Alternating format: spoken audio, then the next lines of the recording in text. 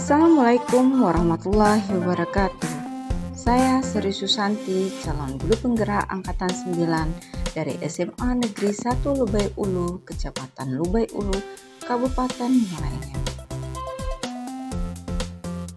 Pada kesempatan ini saya akan memaparkan kesimpulan dan refleksi pemikiran Ki Hajar Dewantara pada tugas koneksi antara materi modul 1.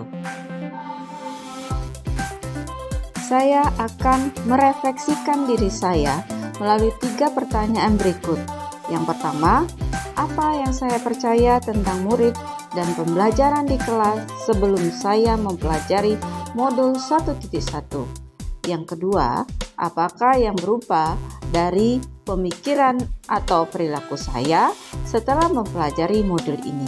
Dan yang ketiga, apa yang dapat segera saya terapkan lebih baik lagi agar kelas saya mencerminkan pemikiran Ki Hajar Dewantara.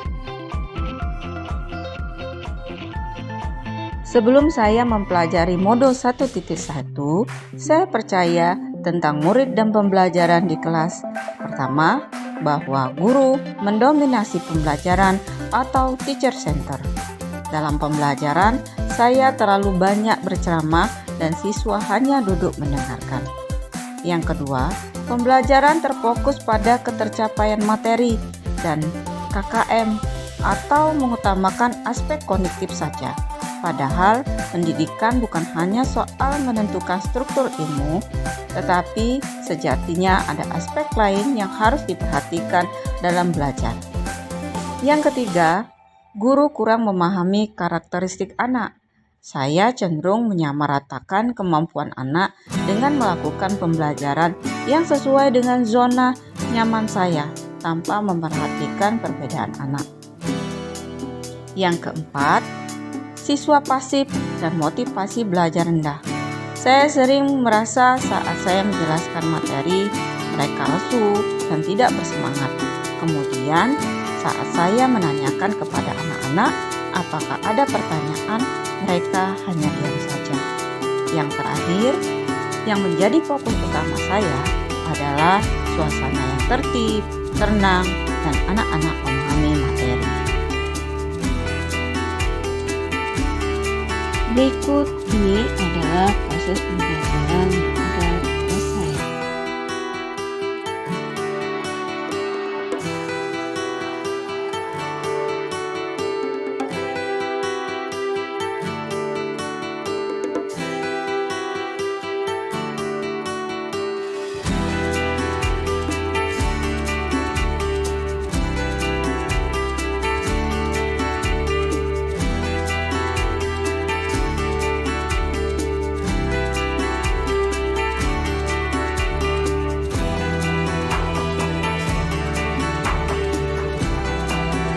Setelah saya mempelajari modul 1.1 yang berubah dari pemikiran atau perilaku saya antara lain. Pertama, merubah pemikiran. Merubah pemikiran saya bahwa guru bukan satu-satunya sumber belajar. Apapun yang ada di sekitar kita bisa digunakan sebagai sumber belajar. Anak-anak bebas memilih sumber apa dan dari mana yang akan mereka gunakan untuk belajar. Tugas guru adalah menuntun, mengarahkan mana yang baik dan yang tidak baik. Kedua, pembelajaran menjadi berpusat pada anak. Dengan aktivitas pembelajaran yang berpusat pada anak akan menjadi lebih aktif karena terlibat dalam proses pembelajaran sehingga mereka dapat mengkonstruksikan pengetahuannya. Yang ketiga, saya dapat lebih menghargai setiap karakteristik belajar. Anak-anak terlahir sebagai individu yang berbeda, memiliki keunikannya masing-masing. Saya sadar dengan adanya perbedaan ini akan menjadikan pembelajaran lebih berwarna. Sebagai seorang pamong, saya harus menuntun anak sesuai dengan kebutuhannya. Selain itu, setelah mempelajari modul 1.1 ini, saya dapat merubah perilaku saya, antara lain, seorang guru dapat mengemas pembelajaran secara menarik agar motivasi belajar siswa meningkat. Yang kedua, Dalam pembelajaran, mestinya seorang guru dapat membedakan siswa. Salah satu contohnya adalah memberikan kebebasan kepada anak untuk menyelesaikan setiap tugas sesuai dengan minat, bakat, kreativitasnya masing-masing. Sebagai seorang pendidik, saya juga harus lebih cermat melihat bakat anak melalui observasi wawancara dan juga pendekatan fungsional. Kemudian agar kelas saya mencerminkan pemikiran Ki Hajar Dewantara, penerapan yang segera akan saya lakukan di kelas antara lain: pertama, merancang pembelajaran interaktif dan menyenangkan dengan melibatkan peserta didik. Yang kedua, menerapkan pembelajaran berbasis kearifan lokal dengan budaya setempat. Hal ini penting untuk kita terapkan kepada anak-anak saat ini, mengingat perkembangan iptek banyak sekali anak-anak yang hilang nilai budayanya. Di sini saya sebagai seorang guru memberikan penerapan materi terhadap kehidupan sehari-hari anak sesuai dengan kearifan lokal budaya setempat. Yang ketiga adalah menerapkan konsep merdeka belajar dan mengintegrasikan setiap pembelajaran dengan pencapaian profil pelajar Pancasila.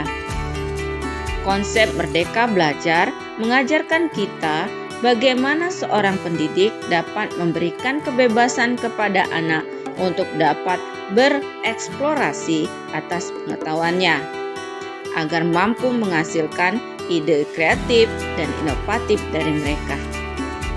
Yang keempat, pembelajaran yang mengutamakan aspek budi pekerti. Pembiasaan-pembiasaan yang baik akan selalu saya teladankan kepada siswa tentang bagaimana mereka harus bersikap dan menjadi pribadi yang lebih baik. Serta yang kelima, tidak lagi menuntut tetapi menuntun. Kita sebagai guru berperan sebagai among dalam penerapan di kelas sesuai dengan pengajaran dan pendidikan Ki Hajar Dewantara. Yang terakhir, pembelajaran yang sesuai dengan kodrat alam dan zaman. Saya juga akan mengintegrasikan permainan dalam pembelajaran agar suasana kelas menjadi menyenangkan. Kesimpulan yang dapat saya sampaikan yaitu dasar-dasar pemikiran dari Ki Hajar Dewantara harus segera kita terapkan dalam proses pembelajaran di kelas ataupun di sekolah. Di antaranya, pendidikan adalah menuntun anak sesuai dengan minat dan bakatnya. Pendidikan bukan hanya ilmu akademis saja, namun perlu penanaman budi pekerti yang baik. Kemudian, pendidikan juga sejatinya adalah berhamba kepada anak. Demikianlah pemaparan saya tentang koneksi antar materi pemikiran filosofi Ki Hajar Dewantara. Mohon maaf apabila ada salah-salah kata dalam penyampaian saya. Salam dan bahagia. Assalamualaikum warahmatullahi wabarakatuh.